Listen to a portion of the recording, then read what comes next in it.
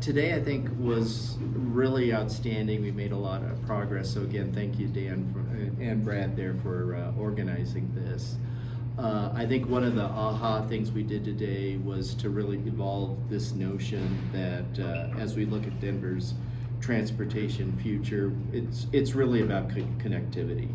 And maybe we stop using the language of transportation and talk about accessibility and connectivity, because one of our key problems is just how fragmented a lot of our planning, a lot of our infrastructure, a lot of our decision making is around transportation.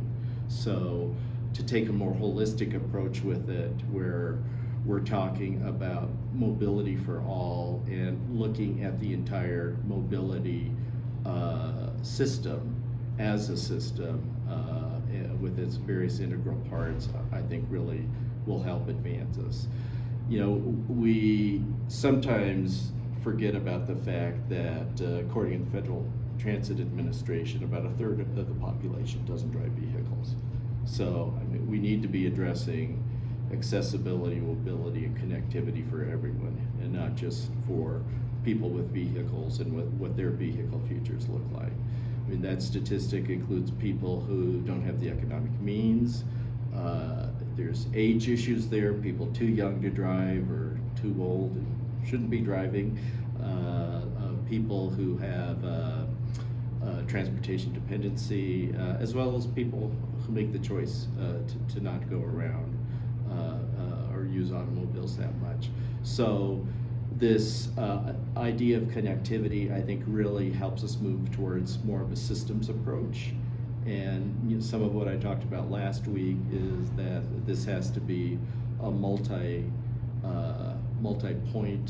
approach that we take, where we're looking at behaviors, we're looking at options and opportunities for people.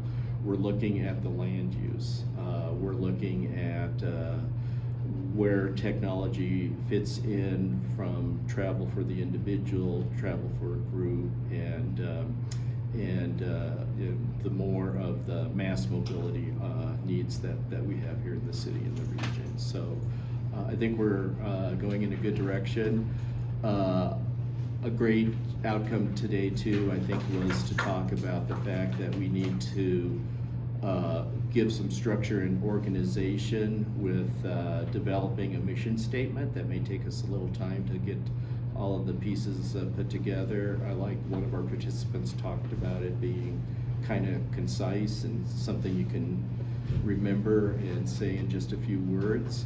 Obviously a vision, so how do we bring these multiple pieces together into a vision that again evolves more into this notion of a systems approach and connectivity, and then to begin to look at how we attack the various pieces. And we've got a lot of talent around the table here, but there's a lot of other groups out there and a lot of other smart people that kind of help, that can really help us with these different aspects of what we need to work on. So I'll stop there. All right, well, just one last question. I mean, you said in the last interview I did with you, you talked about there are some people talking about how to make Denver or the metro area, a great city. Yeah. I mean, let's just imagine we finally have some wind in our backs and in our sails, and we can do some things in the next 5 years that just probably are unthinkable. Mm-hmm. I mean, is it possible for us to really dream of this region being just so much nicer than we are right now? Oh, I think you have to. I mean, you have to. I think part of the challenge, and I think a lot of places go through different periods of the pendulum swinging back and forth here. There are those who are comfortable with what they know, what we've done, and paradigms that we've been using that they're comfortable with for decades. I mean, sure, that has its place to be thinking about and assessing again and again. I think it's an iterative process to really see how that works and whether we need to introduce things. But I think to truly become a 21st century place, we need to push the envelope. So we need to think out of the box. We need to think about new solutions. And doing things very differently from what we have before. That could be a little scary for some people, but it can also be very liberating and really an approach to ensure that we have, you know, not only a much more viable future, but a more equitable future, that we're more resilient when challenges come to face the region, and you know, just continue to be a delightful place to live in.